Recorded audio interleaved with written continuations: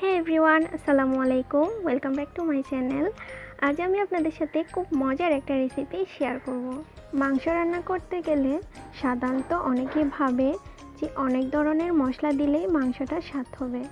আসলে কিন্তু তা না, খুব অল্প পরিমাণ মশলা দিয়েও মজা করে মাংস রান্না করা যায়। আজকে আমি সেটাই আপনাদের সাথে শেয়ার করব। আমার রেসিপিটা যদি ভালো লাগে অবশ্যই লাইক দেবেন, কমেন্টের মাধ্যমে জানাবেন কেমন লেগেছে। আর যদি আপনি আমার চ্যানেলে নতুন হয়ে থাকেন প্লিজ আমার চ্যানেলটা সাবস্ক্রাইব করে পাশে থাকা বেল আইকন ক্লিক করে দেবেন, যেন আমি নতুন কোনো ভিডিও আপলোড করলে আপনার কাছে নোটিফিকেশনটা চলে যায়। তো চলুন রেসিপিটা শুরু করা যাক। এখানে 2 কেজি পরিমাণ গরুর মাংস নিয়েছি। মাংসটা আমি কেটে ধুয়ে পানি ঝরিয়ে রেখেছি। একটা হাঁড়িতে আমি মাংসগুলো দিয়ে দিব। এরপর দিব 2 কাপ পরিমাণ পেঁয়াজ কুচি, আপনারা চাইলে ব্লেন্ড করেও দিতে পারেন। 2 টেবিল চামচ দিয়েছি রসুন বাটা আর 2 টেবিল চামচ দিয়েছি আদা বাটা। 1 টেবিল চামচ পরিমাণ দিয়েছি জিরা বাটা আর 1 টেবিল চামচ পরিমাণ দিয়েছি সর্ষে বাটা। 2 টেবিল চামচ পরিমাণ মিক্স মশলা দিয়েছি, লাল মরিচের গুঁড়ো 2 টেবিল চামচ আর হলুদের গুঁড়ো 2 টেবিল চামচ। তো আমি এখানে গরম মশলা দিয়েছি 1 চা চামচ পরিমাণ।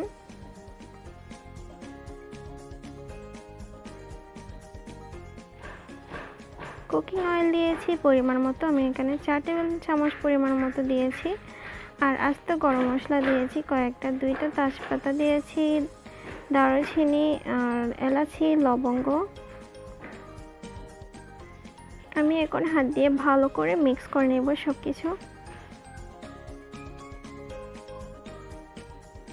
হাতে মেখে এভাবে মাংস রান্না করলে আসলে মাংসটা অনেক স্বাদ হয়।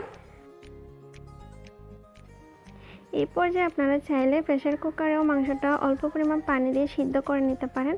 তো আমি এমনিতেই এটা রান্না করব চুলায়। তো ঢাকনা দিয়ে এটা আমি সিদ্ধ করতে দেব।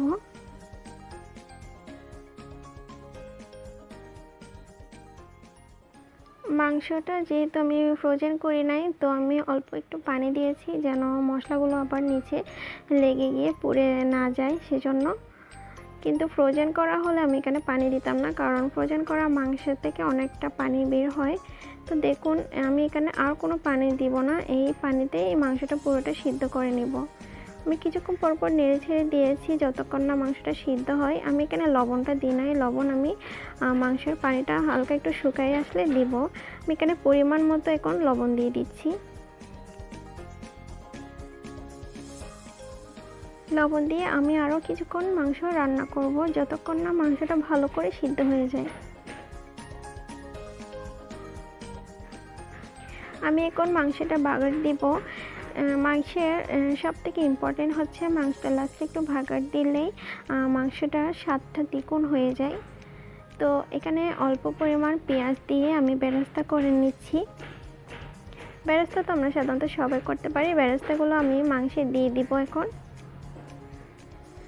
মাংসটা দেখুন অলমোস্ট রান্না হয়ে আসছে।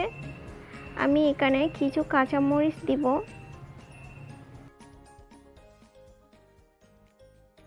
এই পর্যায়ে আমি চুলার আঁচটা একদম লো ফ্লেমে রেখে 10-15 মিনিটের মতো মাংসটা বসিয়ে রাখবো। এখানে আমি কারি পাতা দিয়েছি আর কিছু ধনে পাতাও দিয়ে দিলাম। 10 মিনিট পরে আমি মাংসটা পরিবেশন করে নিয়েছি। দেখুন কতটা ইয়ামি দেখাচ্ছে।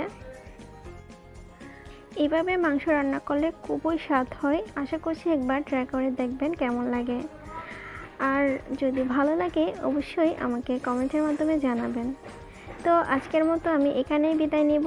পরবর্তী কোনো মজার একটা রেসিপি নিয়ে আবারও চলে আসবো আপনাদের সাথে। সেই পর্যন্ত সবাই ভালো থাকবেন, সুস্থ থাকবেন, সবাই সবার জন্য দোয়া করবেন। আজকের মতো এখানেই বিদায় নিলাম।